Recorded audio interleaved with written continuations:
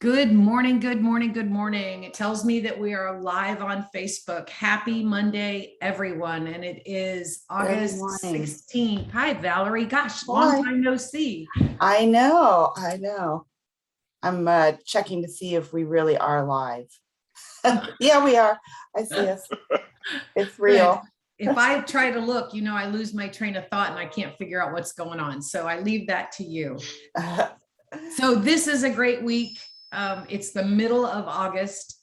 Somebody told me there's like 119 days left to Christmas or 127 days. I don't know. That's just crazy.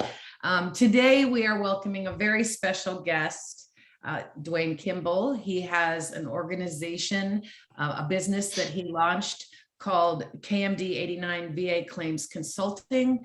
His experience, well, I'm going to let him talk about his experience and why he got into this. So welcome, DeWayne. How are you? I'm good. Thank you for having me. And I hope both of you had a blessed, safe, and enjoyable and fun weekend. Oh, thanks. On all accounts. Yeah, it was a good weekend. DeWayne, tell us about the business. Tell me why you decided to start this, first of all. Okay. My name is DeWayne Kimble, owner founder of KMD89, the VA Claims Consulting, and also I'm a United States Army veteran. I started KMD89 on November 1st, 2018. So this year we're going to have our 3 years.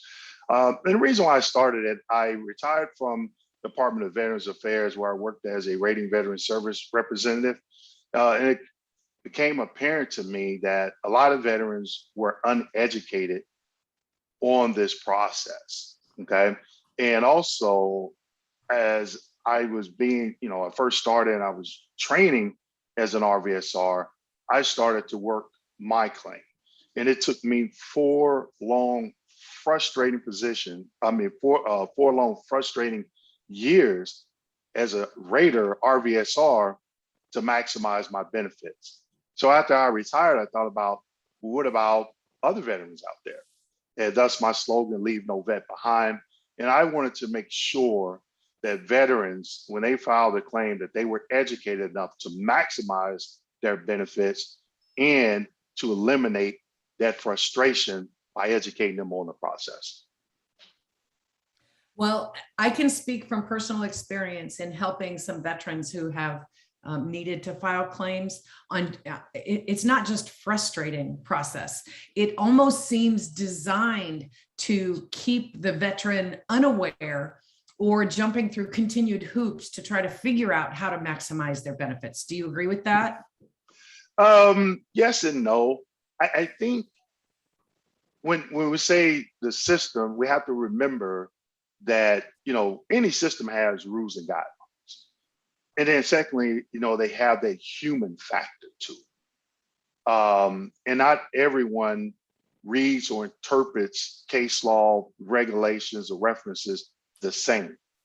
So that's why it's so important. And, I did a YouTube video last week and I was telling veterans, we have to take some ownership ourselves. We just can't send stuff to the VA and say, here's my information. You figure it out. I think it's right. So we have to educate ourselves and each other on that process so we can be successful. Now, yes, to your question, Rosie, could it be simplified a lot better than what it is? Yes. And, Valerie can contest to this. When I was in the military, I was in a combat unit, and every time we went out on field maneuvers and we came back, what do we have? An AAR, right?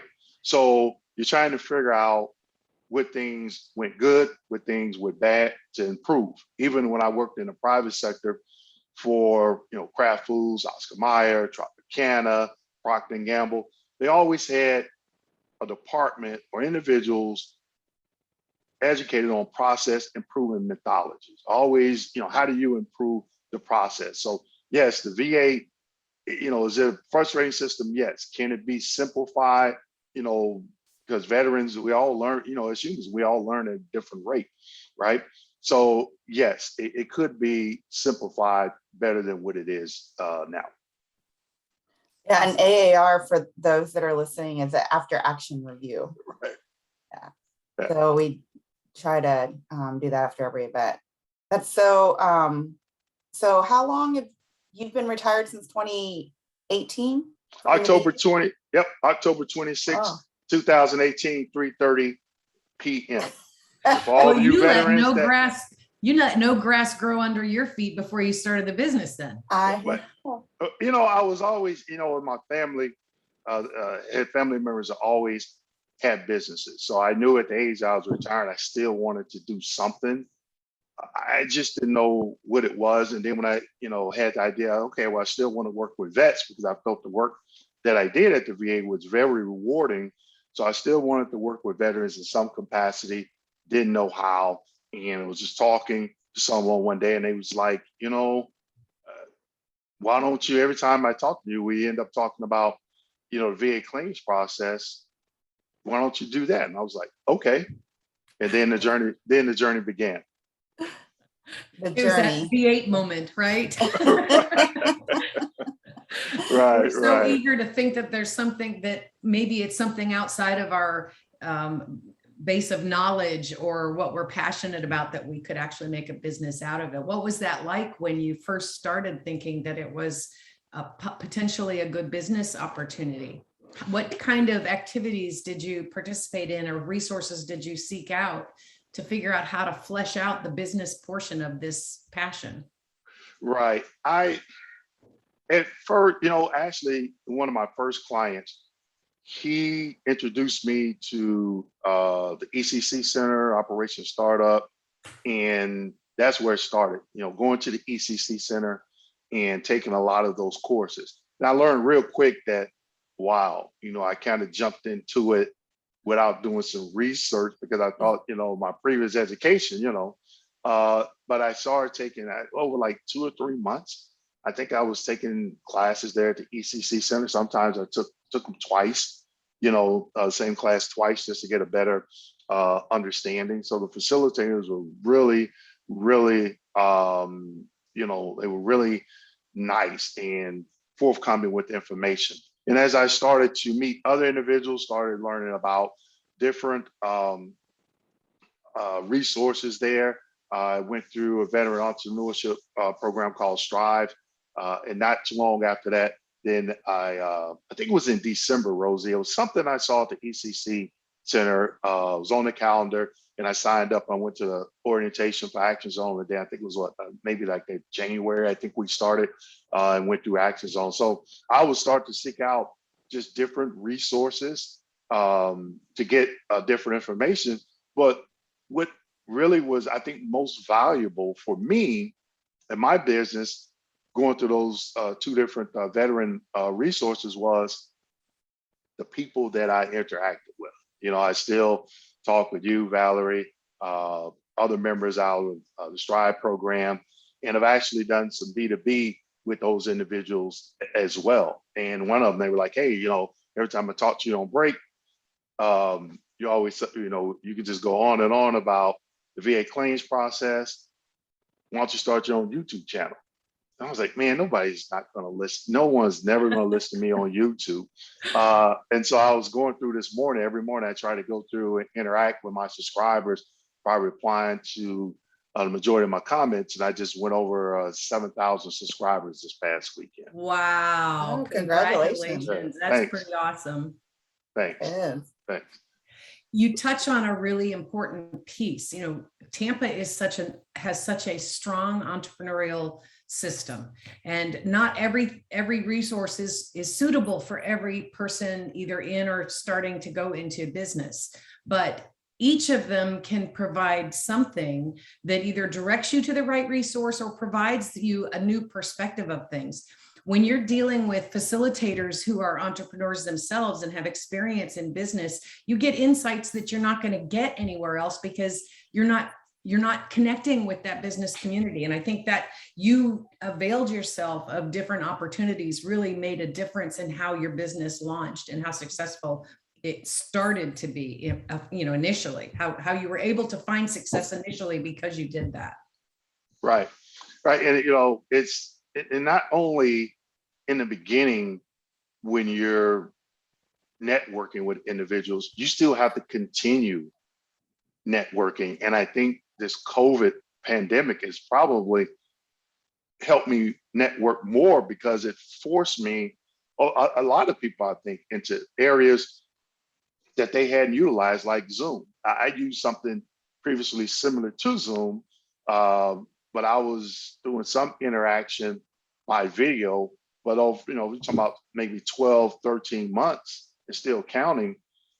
We're still doing a lot of things by Zoom and not in person. So I was able to connect with other people. And even, like I said, I mentioned YouTube. I have clients all over the world now: Japan, Kuwait, Normandy, France, the Virgin Islands, Medellin, Colombia, Monterrey, Mexico. So it's been able, I was able to just extend that reach. And veterans are all over it. I had one gentleman, he's like, hey, it's like 1 o'clock in the morning. And it was like 4 in the afternoon. Yeah, I'm like, where you at? He was like, I'm in Africa and I'm stuck. I'm a contractor. I'm trying to get back to the States, but COVID just hit. And I was like, well, how did you hear about little old me down here in Apollo Beach, Florida? He was like, saw you on YouTube. You came up on my timeline. So I was like, wow, okay.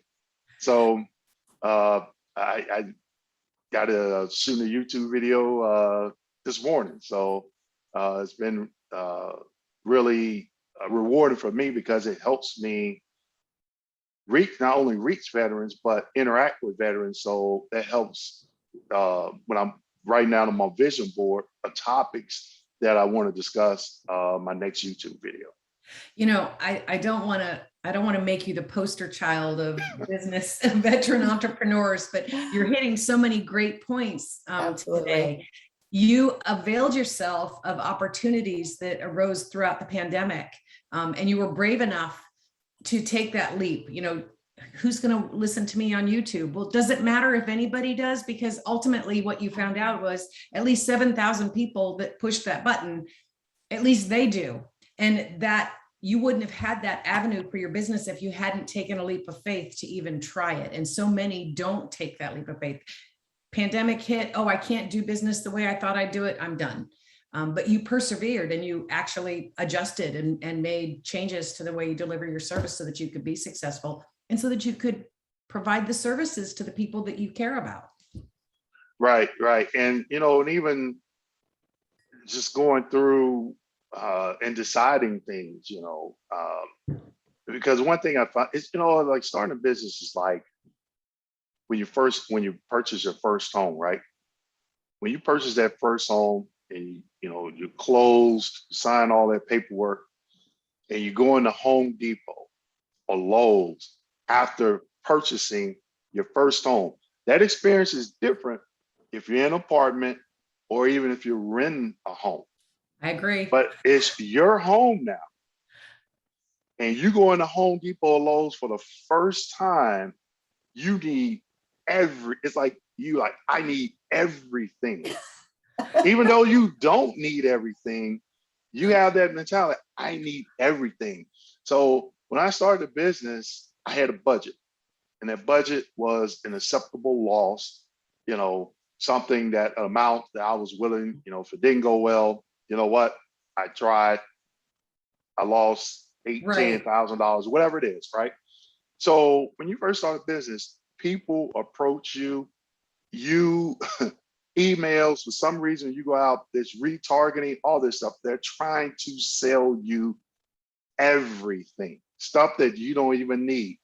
I can get you on the first page of Google, we can increase your subscribers by $1,000 a week, sign up for the school, always trying to sell you something. I got to thinking, I was like, okay, and I was doing it and didn't even know what it was called, bootstrapping. So when you go into different free programs, there's so many programs out there that are free, and where they get you, upgrade.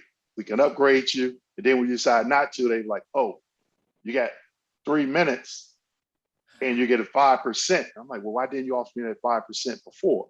So what else am I missing? So I use YouTube, which is free. And I just started looking at videos. I was like, I need a portal for document sharing, some a little bit more secure than emails. Where can I get that? And then what are some of the reviews on it, the pricing. And then I was like, okay, how do I get on my business on Google first? On the first page, oh, I need a GMB, Google My Business account. What does that look like? How do I create it? How do I enhance it?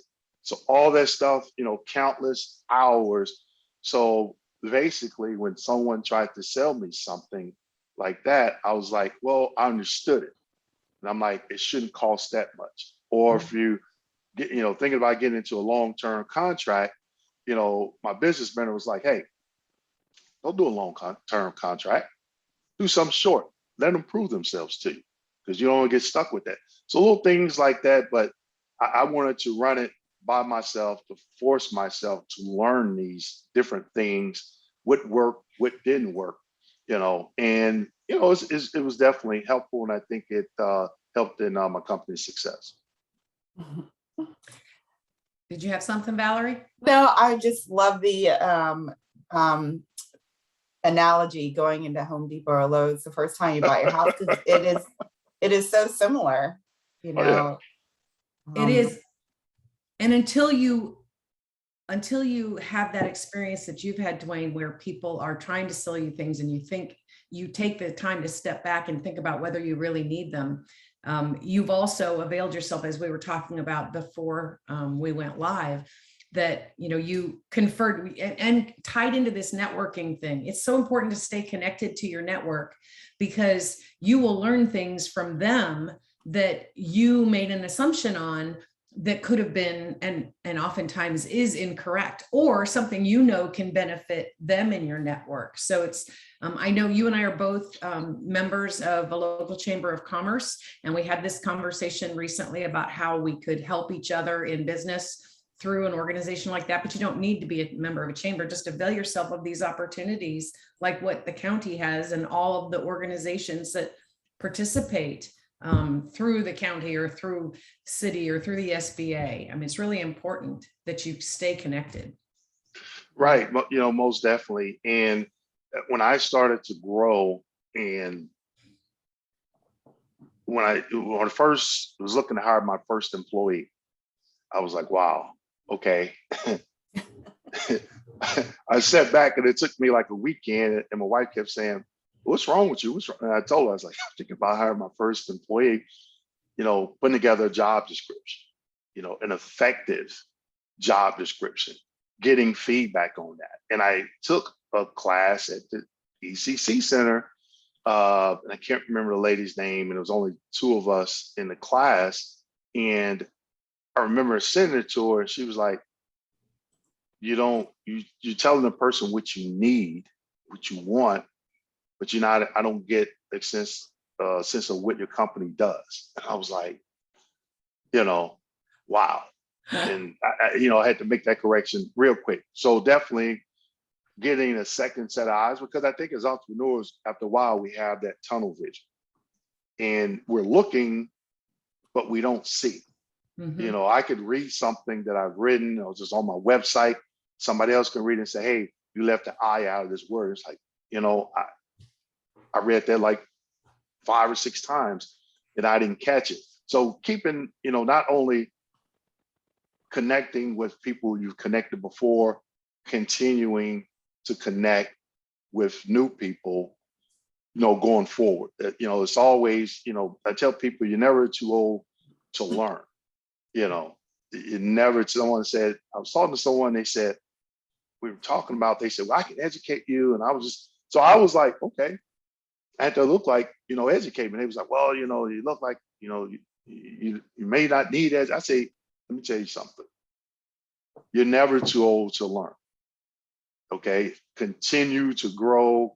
That's going to stimulate growth. I think is that your willingness to learn. And if you do that, the potential of being successful is limitless at that point, in my opinion.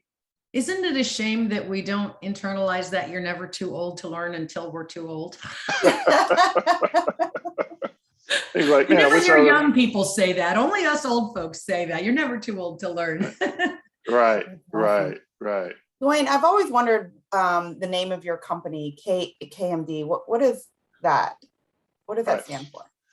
Those initials, I received those back in college from my fraternity days. And, when I was in high school, I had a rough time. I was just, not so much a rough time. In grammar school, I was in private school on the south side of Chicago, and the teachers took an interest. And I wasn't used to that coming from a small country town in Missouri. So when I moved to Chicago, went to the Catholic school. So you had nuns, preachers, and other individuals as teachers in those classrooms were really small. And I learned a lot. When I moved back to Missouri, it was just, I didn't get that same, it's like I was just there. So I was like, okay, I'm just going to do enough to get by, graduate. I had 3 part-time jobs in high school.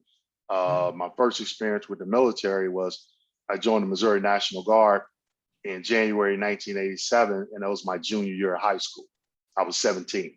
So I go to basic training at Fort Leonard Wood between my junior and senior year of high school. And then I graduated from basic, went back to high school for my senior year. And after I graduated, went back Fort Leonard Wood for my AIT.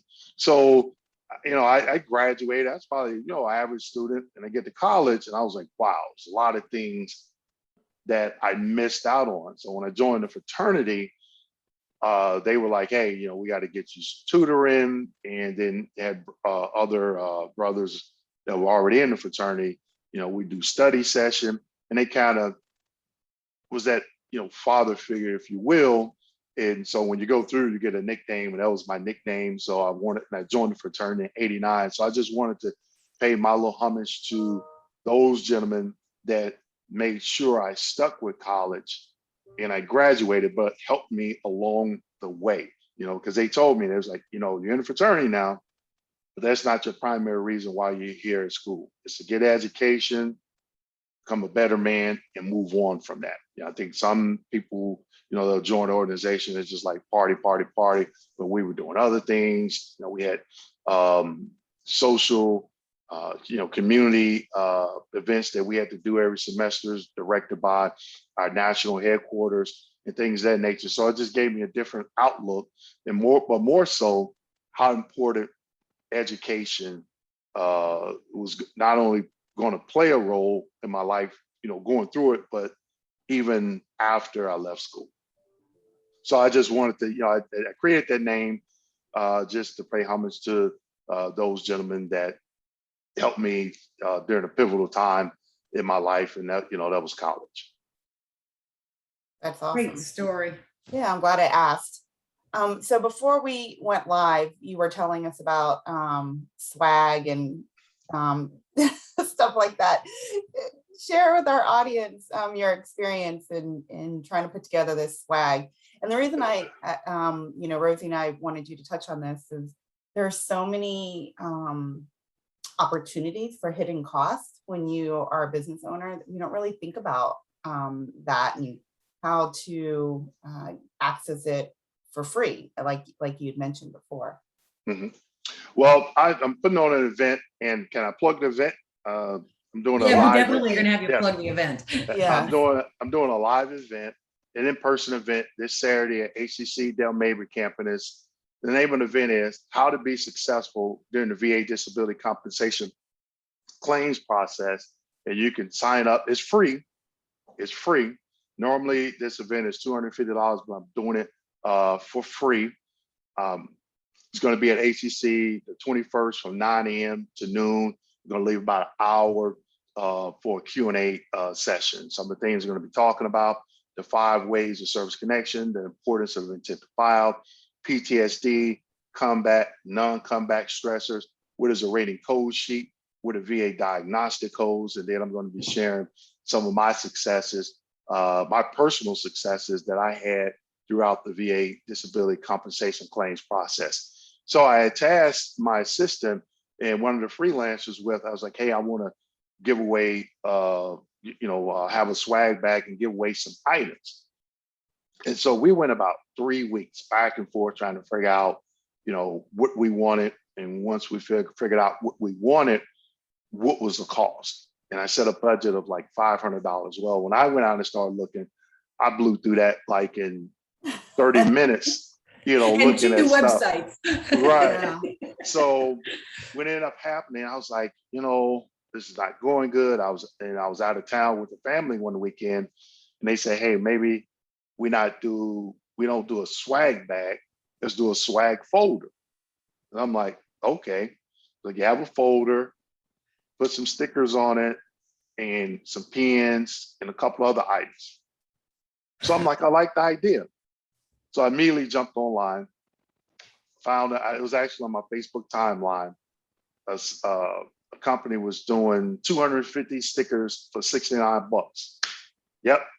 But then I had to do the design. So I jumped in Kimble.com, which is free. Mhm. Okay. But since I've upgraded, I've been using it about 2 years, but I upgraded to the pro version. Right.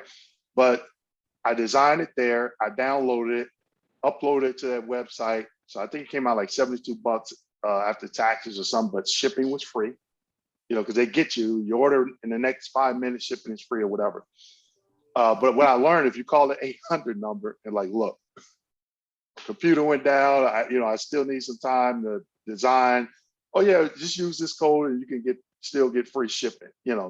So I had some pens from like a year ago that I'm like, okay, I'm going to use those. They're the little big pens, they're nothing fancy, but I've already paid for them, right? And then I was like, what about a notepad? Okay, I'll do a 6x9 notepad, but I had to find a website. So when it was retargeting, I was looking at websites and I knew some deals were going to come up on my Facebook timeline. So there was 3 different companies I looked at, found one, free shipping, and they let you upload. They had really good customer service. I designed a notepad in Canva, put it in there, uploaded to their website. They called the 800 number. The rep was really good. She sized it for me. And that's what I'm going to do. I'm going to put the sticker on the folder. I got new business cards, help my freelancer. She helped me design those. I created a QR code to go on the back. I just got those from Vistaprint. Again, I had a coupon code. So I came in under budget. Even the folders, they had found some folders on Amazon. And it got to be something a little bit cheaper. So I found each pack of 25, 10 bucks cheaper. So I came in, well under the budget. And then the room at HCC, there's no fee because it's free. It's a free event for veterans. So I was looking at venues like the Hyatt, the Marriott. And one thing that I ask is, say I'm a veteran, minority-owned business, do you give any veterans discounts? No. So I was even looking for something like, having coffee, maybe getting 3 gallons of different types of coffee and maybe one of them half price, something. It was like 60 bucks. Can you giving me one for 30? I'm paying 100 bucks for all of them, but and a lot of venues are like, no. So I was like, okay. So, I had to rethink it and start reaching out, different individuals that I knew to try to find the location. And ACC was most gracious enough for us to host this free event for veterans. But just that whole process, and literally when I talk about it, it sounds like it took a long time, but once I dialed in, I sat down and designed everything, probably over a 2 or 3 day period, but I had a team of people that kind of gave me some ideas to look at, and then I just jumped on it and went from there. But definitely was looking at, bootstrapping, cost savings, and to get the cost down. And then I got to thinking, and I said, I want to do a raffle. So I was like, man, I don't have any raffle tickets. So I just Amazon reached out to me and said, hey, you're using an Amex card for your business. We will allow you to open up an Amazon business account, and you can use your Prime through your personal. I was like, okay, well, that's cool. So let me find some raffle tickets. So they range from anywhere from like $5 to $120. So I ended up getting like 1,000 raffle tickets. It was like 7 something. Then I was like, well, what am I going to raffle away? And one of my clients' daughters had created a mug in their own Facebook called Anchored by Glitter. So it's a real cool tumbler. And they put glitter And she did, my wife was in the Air Force. She did one for her and she did one for mine. I'm Army. And I like my wife's better than mine. It didn't have glitter, but I was like, what a cool gift. So I reached out to him. I was like, hey, what can you do? I want to get, 10 and, create like a little swag bag for my employees and then give away at the event. So trying to find, what gift it was. And then once I found it, then what kind of design did I want on it? So that took a couple of days, and then I was on Facebook last night. And I was like, I found some tumblers because you look at other local businesses, eBay, and those tumblers, they can get expensive unless you buy them in bulk. So I found something on Facebook, get 6 tumblers, $99, and they like engrave your logo and all that information on the tumbler for $99. And so I'm like, well, they're not as flashy as the glitter ones because those are, obviously custom made. But just seeing things, I'll think of something at 2 o'clock in the morning, and I'll get up and I'll write it. I keep a notepad on my nightstand. Either I'll get up and come and get on the computer, or I'll write it down. So when I get up, I can jump on the computer, I can look at stuff, So my wife, she thinks I'm a little bit crazy sometimes. She was like, really? And I'm like, I got to get it on paper or actually look at it online. But it's, when you're an entrepreneur, you don't have these big budgets. You just, so you got to work with what you have, and then, you're still trying to generate revenue. And how does that look? So for all of you that may think that it sounds easy, it is not. It's a lot of time that goes into it. But again, connecting with people. And once you connect with them, continue networking with them, because like you said, Rosie, there's going to be a lot of ideas that they can give you, things that, you didn't think about, or things that you are thinking about that they can help you achieve your goal and get over those hurdles. Because the challenges that you encountered are the same as the other new businesses when they launch. Each business is unique in the kind of product or service that it provides, but the things that you encounter as a business owner can pretty much almost be mapped out to specifically the time in your business's life cycle to when you're going to need that. When you first launch, you don't need to know about HR issues and hiring and job descriptions, but you can kind of guess when you reach a certain level of revenue or a certain length of time in business or a certain number of customers that you're going to need those kind of things. And DeWayne, when you came to Action Zone, I know you had already been into a couple of other programs, so I was glad to see that you were taking advantage of the program that we had. Since you've been in the program, we've refined what we have, and you actually went through what we call Action Zone Activate, and that is to getting all of the beginning pieces of your business model together so that you can launch that business. The next step, which I hope you'll agree to participate in, is called Action Zone Incubate, and that's where we have an opportunity to connect with everybody that's been in our programs. At that later stage, you've launched, you're encountering these issues that you've been talking about and the things that you faced that we haven't even discussed, but we know you faced them because we're business owners too. And you get an opportunity to really work on those very practical operational challenges that as a new business, you structured how you were going to get customers, or who your customers were, how you were going to get them, and what resources you needed to launch. Now you need to execute that into a well-oiled machine. And that's what Action Zone Incubate is going to do for all of the veterans in the program, because you're talking to each other. Oh yeah, I encountered that last month. Oh my gosh, I thought that was going to drive me crazy last year when I had to figure that out. So glad I'm part of this group. So your advocacy for remaining involved is preaching to the choir, but that's because we totally agree with that. Absolutely. Valerie, did you have any other questions? No. DeWayne, we're going to put a link to your event. I shared it last week, but we're going to put one very specifically into the Action Zone, this thread for in the zone. Valerie, who do we have? And do we have anybody on this morning? Oh yeah, I wanted to say hi to Natasha's with us. Oh yeah, hi Natasha. Yeah, and Nadine. We got to go horseback riding. Medina's, I hope I'm pronouncing that right. She is actually will be at our information session tonight, and you can talk a little bit about that in a second. Oh, very cool. And then Miasha, she is joining us, well, based off of her Facebook page, all the way from El Paso. She is with us pretty frequently on Mondays. So we appreciate you joining us all the way from El Paso, Texas. Nice, nice. So I would have forgotten to talk about the information session tonight. So the other thing that we'll put in the feed is in the thread is that tonight at 6 o'clock, we're doing an information session on the next cohort coming up for Action Zone. It is Action Zone Activate, as I was just explaining to DeWayne, that it is where you start, whether you are starting a business or your business is kind of stagnant or you've been affected by the pandemic and you're not really sure which way to turn.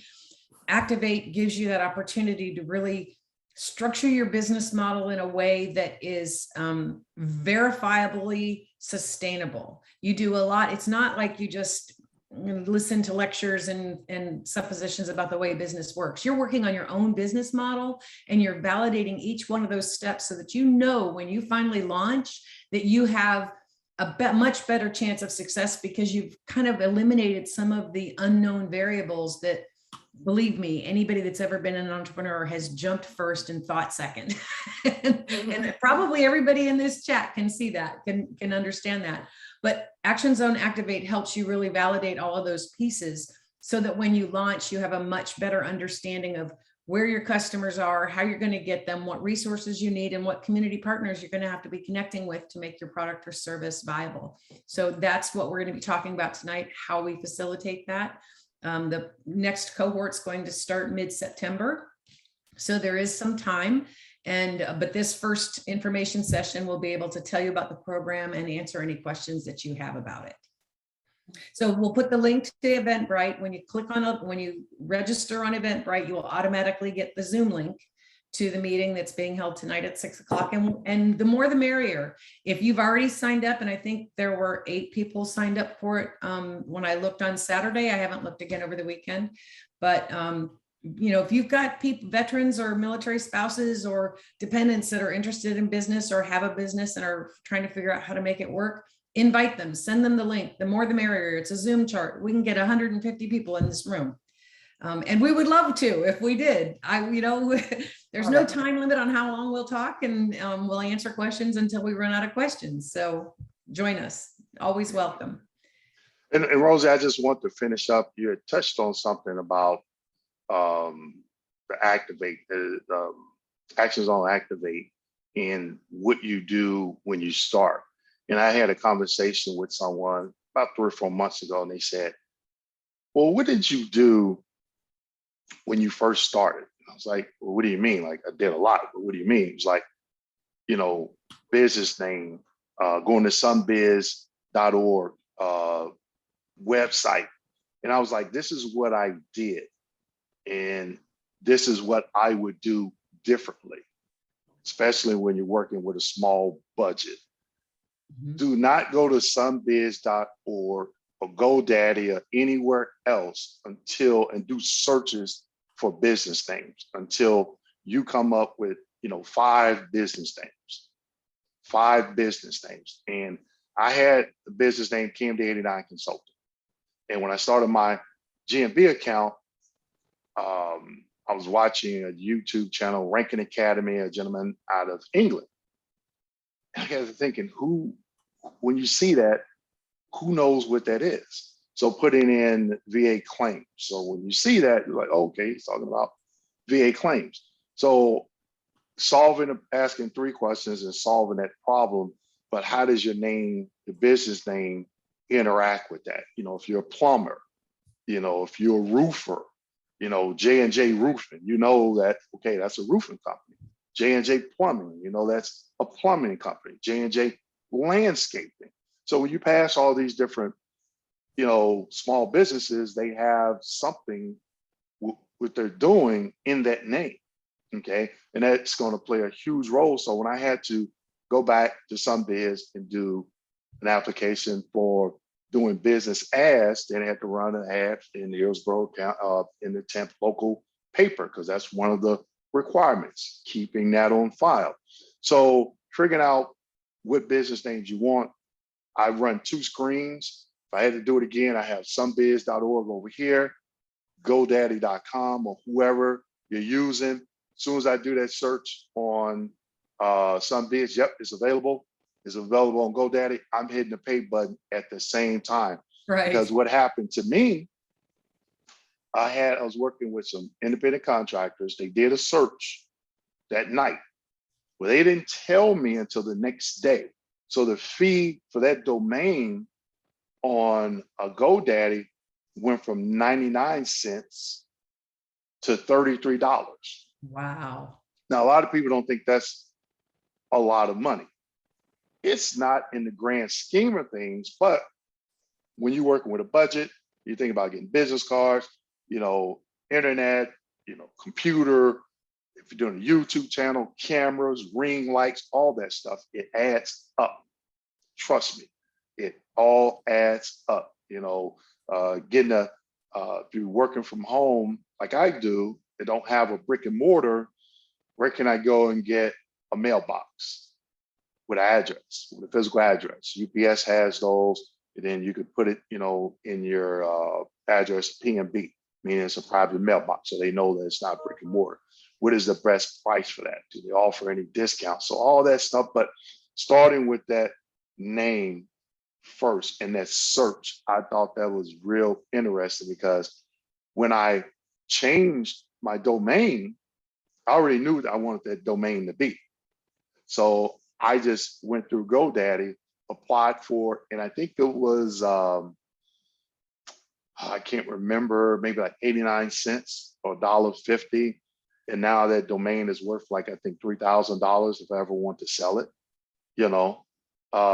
but it's mine. If you want to purchase 2, if you have 2 names, you don't know which one you want to go with, then yeah, you could purchase 2, Yep. but just little things like that, just to be aware of, where you're not out there searching.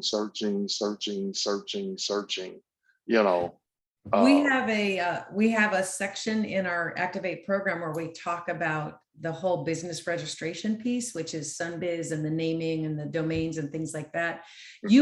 I'm sure you would not be surprised at how many conversations we have a week from veterans who heard about Action Zone and say, hey, I really need some help starting my business. I have my LLC, I have my name, I have my website domain, but I don't know what to do next. They don't even know if their business is viable, and they've already gone to all of this other preliminary stuff, which really needs to happen at the back end after you've figured out exactly what you're going to sell and exactly who your customer is going to be.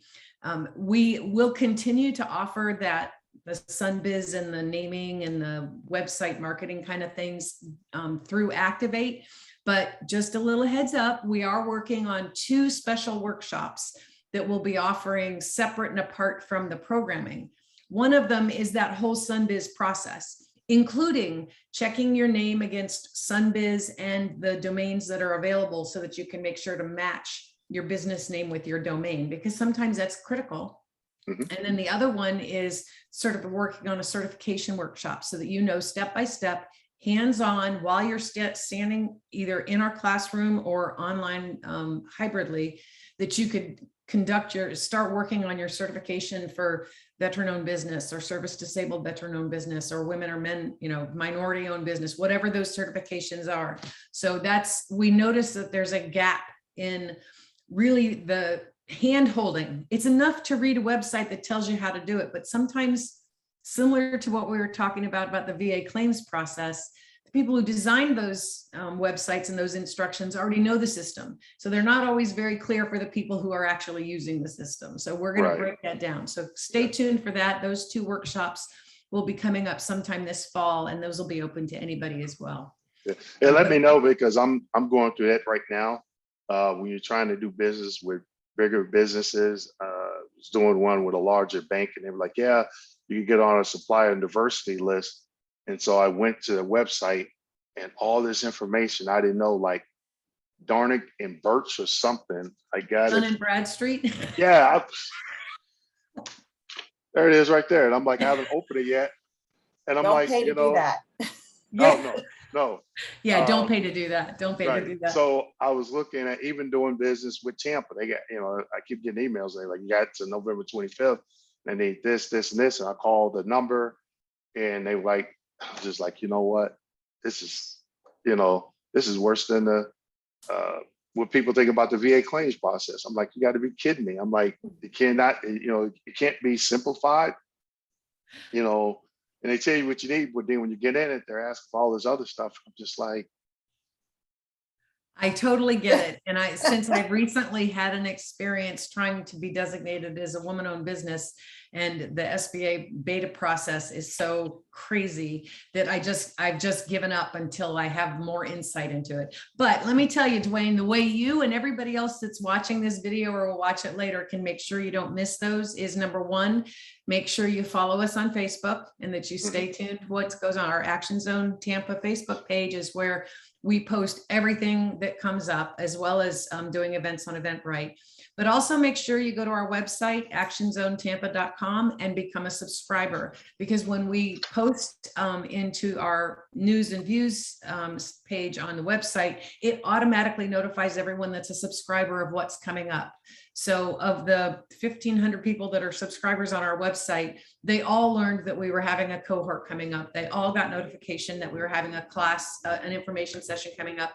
You can do that. You can get notified too if you just subscribe to our website. So thanks for giving me an opportunity to share that, because I always forget to mention it. So, and that's the way you can stay in the know.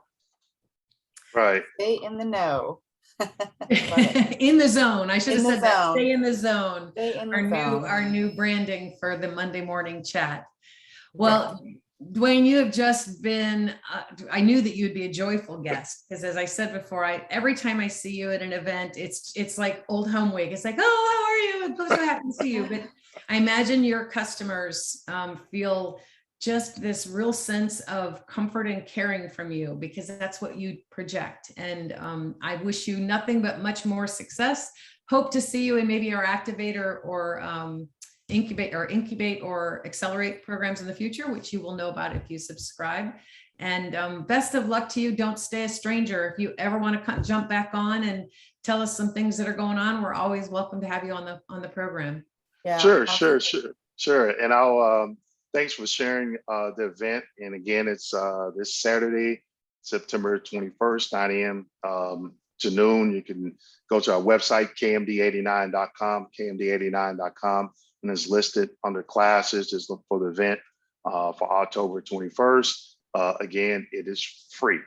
Okay, so we have a few, we had to lower the seating just because of COVID. It was ramping back up. So we didn't want to jam pack a lot of people in a room. So come out, enjoy, get a lot of answers to your questions as it pertains to the VA claims process, and look to seeing a lot of people there. And yeah, definitely looking for more from Action Zone. So I'll definitely try and stay up to date.